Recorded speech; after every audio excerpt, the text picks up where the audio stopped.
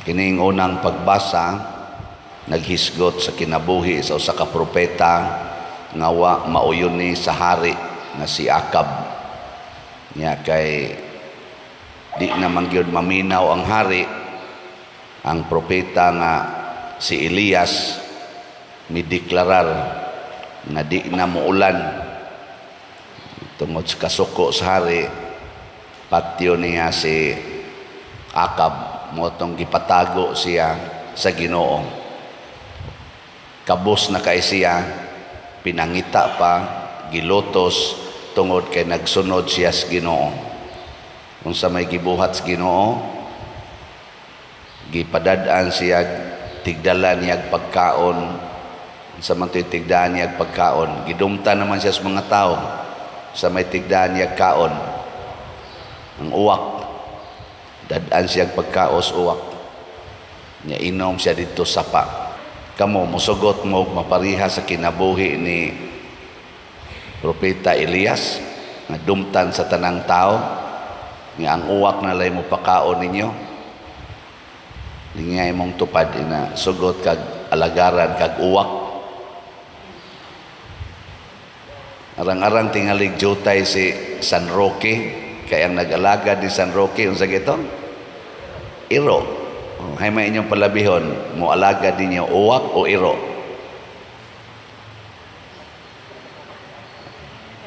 Sa mga mo klaro.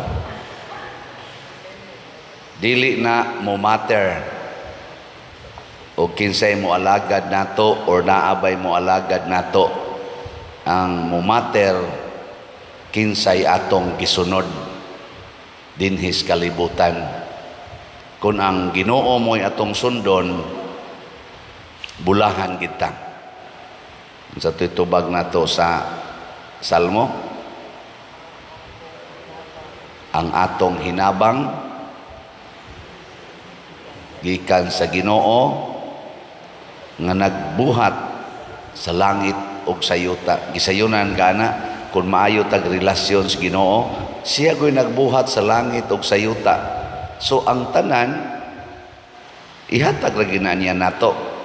Dili na ta kinahanglan nga magsigi pataog kisi-kisi nga kitagyod mao'y mangitag paagi aron ta mabuhi. Ang ato ra gyung buhaton maayo tag relasyon sa Ginoo sama sa propeta, sa mga santos, mga apostoles ug sa mahal nga Birhen Maria mismo. May kay sila relasyon sa Ginoo. Naa nila ang tanang kasakit, naa nila ang tanang kakabos, apan wa gyud problema. Kay ngano man, usa ra gyud kabutang ang atong ikinahanglan, ang atong maayong relasyon sa Ginoo. Ilingi ay mong tupad, ing na maayo mong relasyon sa Ginoo. Or maayo tag relasyon sa demonyo. Kana mo'y dakong problema. Kung ang ato ganing relasyon tuas demonyo, magkalit-silit sigud atong kinabuhi. Kani karong mga nasod nga nanagubat, nga nakapulbos og mga syudad, sama sa syudad sa Gaza, syudad dito daghang mga syudad sa Ukraine nga pulbos. Kani mga tawhana, pulos man ni mga dato, mga gamhanan, mga tinahod, musaludo ang mga tao ani nila. Tinahod kay ni usa lang kasultib, buhat tayo ng mga sundao, pero unsay ilang nahatag sa kalibutan, nangamatay ang kinabuhi, nangapulbos ang mga istruktura. Kita dinhi sige tagbaligya slat para aning gamay kay natong project, pero dako na kay ni para nato. Usa ra ni katira sa missile, pulbos na ni. Pakapin pa na dihang ilang mga balay diha na kanang dapot na daibinsya diha kana hurot na diha. Apil pa na barangay hall. Usa ra nakatiras missile. Nya pila ka thousands of missiles ang ilang gitira ngadto sa mga syudad Gaza, Ukraine, purtin daghana wa pa nilabot sa mga kanyon, wa pa nilabot sa mga bomba nga perting rabiha. Tungod kay naa sila'y kwarta. Unya wa magsalig sa Ginoo, gasalig sa ilang tawhanong abilidad o gahom. Mao na kining tao mo itong saligan kining mga butang sa kalibutan atong saligan dili mo sangko og kaayuhan, mga daot gyud ang kalibutan. Karon kining global warming, why usa nato aning makaikyas global warming ba? Inig mature gyud ani, makaabot pa baka ta? Perting grabiha ani. Moabot na gitong giingon ni Kristo nga mapaong ang mga planeta. Tungod kay musimang na sa ilang kaugalingong naandang orbit ang mga planeta. Nganong musimang man? Tungod kay nangaguba na. Nangaguba. Kana lang atong mga balaod karong gipang-approve, pulos gyud para guba. Divorce, guba ang pamilya. Premarital sex, di na hinon balaod pero kultura, guba ang virginity o purity. Prostitution, di hinuna siya balaod pa pero kultura na, approve na sa atong kuan. Guba sad ana ang atong virginity, guba sang pamilya. Abortion, patay ang bata, guba sang kinabuhi. Same-sex union, patay ang atong generation. Kay wa na'y mataong mga bata kung mauna gid na'y magpadayon. Inana ba? Guba. Ilingi ay mong tupad. Ing na maayo pa inyong kinabuhi o guba na? Guba na o maayo pa? No, daghan na kayo nangaguba karon.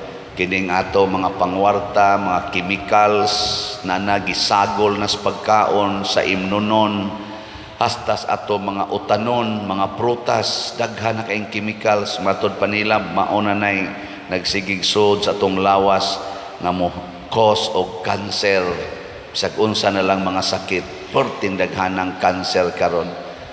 Pulos kita gipang cancer kaning gawali, gahuwat na lang ning saktong higayon.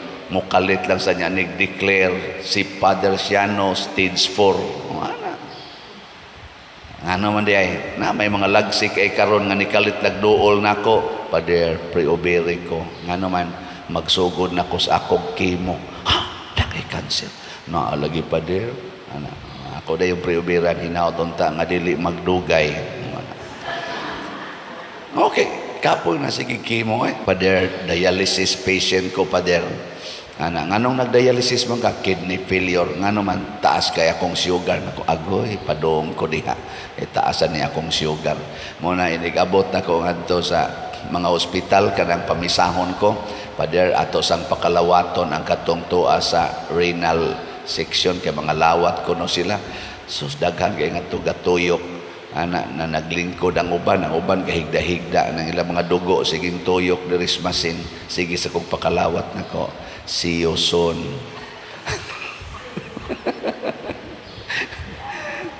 Di bitaw. Adto gid pa doon kana imong tupad. Tagas naman kung nag-sugar na mga naong uban. Padong gina dialysis, kidney failure. To da jogging mo, jogging. So, spertin daghana. Ngano man tungod sa kwarta. Mangwarta man gid ang tao. Kwarta man gyud. Nya kanang kwarta mo diman man gid na siya nga padaghana pa ko bahala nag mga daot na sila basta padaghana gyud ko. Amo nang niingos Kristo sa atong 8 beatitudes, gauna gyud bulahan kamong mga kabos. Kung kitang tanan mangandoy nga mahimong kabos, magpuyo sa limpyo og simple nga kinabuhi, tag-as kay tag kinabuhi. No? Tag-as kita kinabuhi. Naawa tong na nagpuyo lang nga simple lang kaon lagutan, kaon ana mga prutas. Di ba mo abot og tag 100 kape ng edad. Tan-awa ning gasigig mga sigig kana ganing snacks gyud mga tamis kaayo, mga preserved gyud tanan kay lami sa kinas tanan. Naawa, di ba di kabot og 50, wa na gibilaran na. Og ako yung ilista ang mga edad sa kana ganing akong gipangmisahan karon, sige mag yung request og misa aning mga wake mass. Og ako yung ilista ba 90% naagid sa edad nga 40 ngadto 60 naa na nga bracket. Namo ana nga bracket 40 to 60. Wa na bilarana na mo. Ako sa nana 60 naman ko ug mulapas ka ana samot na gyud nga sud kas bracket. Mo nang makaingon ko gahuwat na lang gining ako sang lawas. Kanus asad ni siya mo atake haron bilaran. Mo nang di na kay ko magsigig pangandoy ana mga butang pa kay bawo kung gamay na lay kuwang. Kay gada na sa ding akong lawas. Ato agad driver nato dito ana ka serve. Ngano man sige lag balik-balikan anang sakit. Nako kana hapit na sa na bilaran ang drivera. Katong nakuyapan siya gyapon to. Kuyapan hapit ta mahog dito atong bakilid atong may kampaso kalit lag kuyap karon nalipong na sad undang na sad atong Biyernes uli sa kodre kay lipong ko nako uli lang ato kay masig ihog na sa tanimos pangpang ana sige na lang sunod-sunod og sakit akan na hapit na di ba pero asa na siguro mauna sad mo ana kamo ba mukalit raman ako sad mo na sa may itong buhaton magsige lang itag sunod sa Ginoo mo na kining 8 beatitudes naguna ni bulahan kamong mga kabos ang sunod nga bulahan kamong mga gilutos sama ni propeta Isaiah sama ni Kristo ug gipatay paglipay mo kung moabot na ninyo kay dako ang inyong ganti didto sa langit matod pa ni Kristo.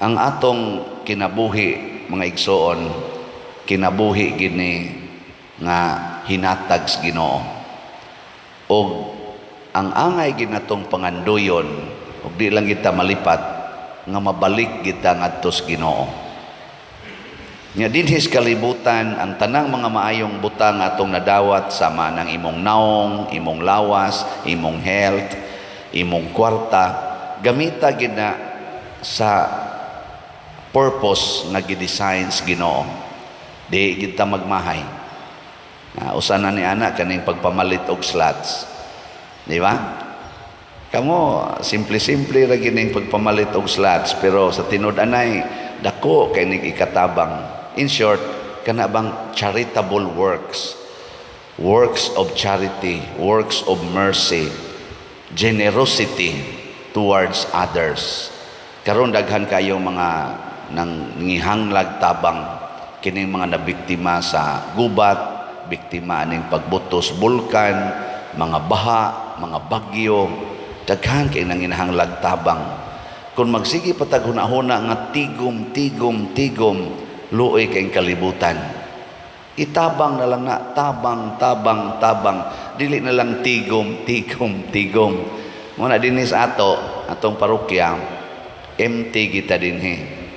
Ni dako-dako mo sa nang atong madawat kada buwan ako ba nang i-report ninyo kada buwan na magitay financial report pero sa tinud-anay grabe kaayo ang atong sige lang gyud tabang sa mga nanginahanglan og malipayon malipayon kayo pero kanang magsigig tigom nya karong panahon na ingon ani mas stress na sila sige last nga lingi sa imong tupad ing na muhunong na tagtigom ing na hunong na taning sigig tigom ana na pagsigtigom hatag ang Ginoo siging hatag hangtod pag ni iyang dugo iyang gihatag hangtod gus katapusang to siyang dugo iyang gihatag bisag patay na si Jesus gidugsak iyang kilid ni hatag lang yapog dugo og tubig hatag yun hatag for God so loved the world that He give us His only Son hatag yun mo na'y batasas Ginoo siging hatag so katong manghatag malipayon katong magsigig tigom masulubon bahala na mo diha na nindog na ta